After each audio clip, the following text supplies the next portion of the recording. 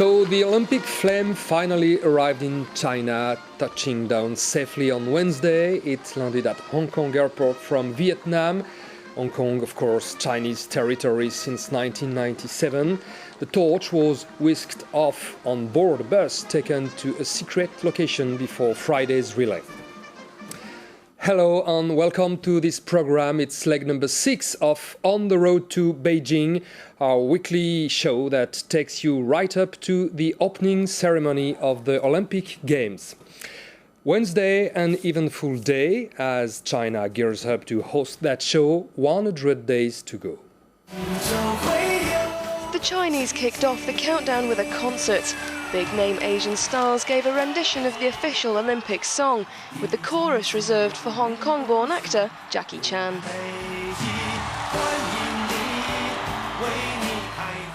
The lyrics talk of a new world in Beijing, where hospitality and open-mindedness come together. It's China's way of fighting back at its detractors, who've criticised its handling of Tibet and human rights record. The Olympic torch is now back on Chinese soil after its 137,000-kilometre journey, much to the organisers' relief. After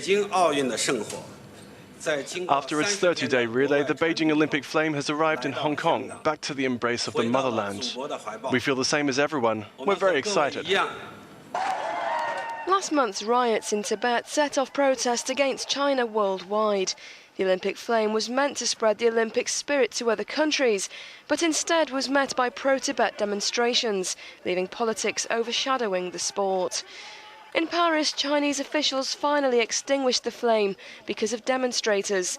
With more protests in London, San Francisco and Japan, Beijing's goodwill flame left pictures of ill feeling towards China being broadcast around the world.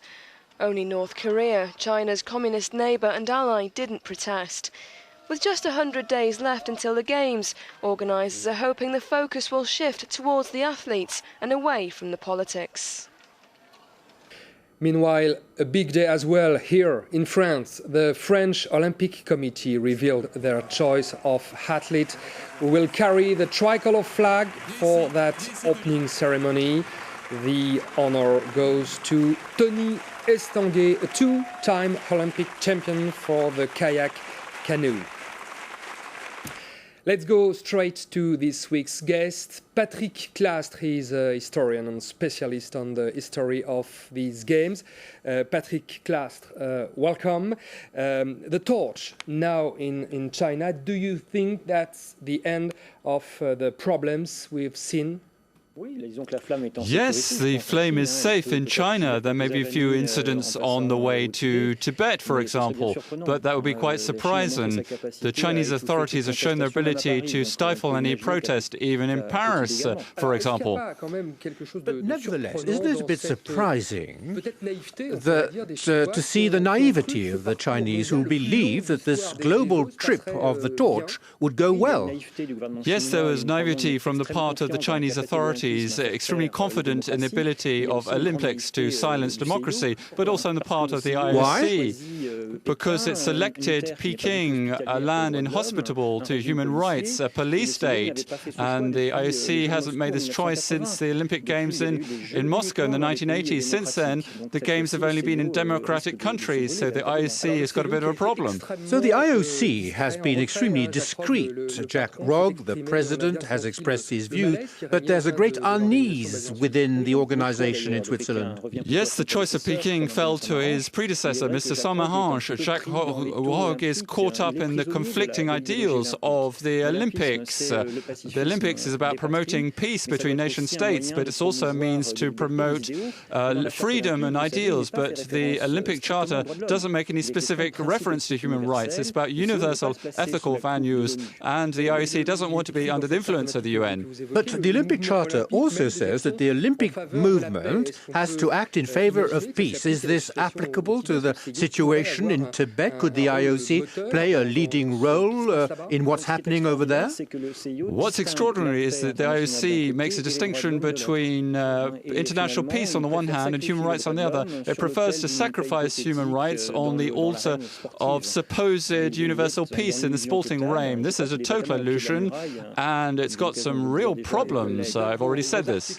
It's the title of one of your articles. In the past, have other Olympic torch relays been heckled, perhaps not as badly as this one, this year? Has this happened before? There are no clear examples of heckling of the flame. What you might recall is the first time the flame was lit at the Nazi Games in Berlin in 1936, and I think the IOC didn't really think about this particular example. What will it change for London in 2012? Do you think what has happened will lead to any change? One could imagine the IOC drawing lessons, but the IOC has already made choices. London and then Vancouver, so it's sheltered from any form of rethink or brainstorming regarding the Olympics. But then there'll be the Olympics in Sochi in Russia, which will create heated debate. So the IOC is in a very difficult situation. Patrick Clastre, thank you very much for coming. Either way, Chinese authorities have apparently put a lot of their attention on security with an impressive display for the world's press. Gunmen fire indiscriminately as they hijack a bus.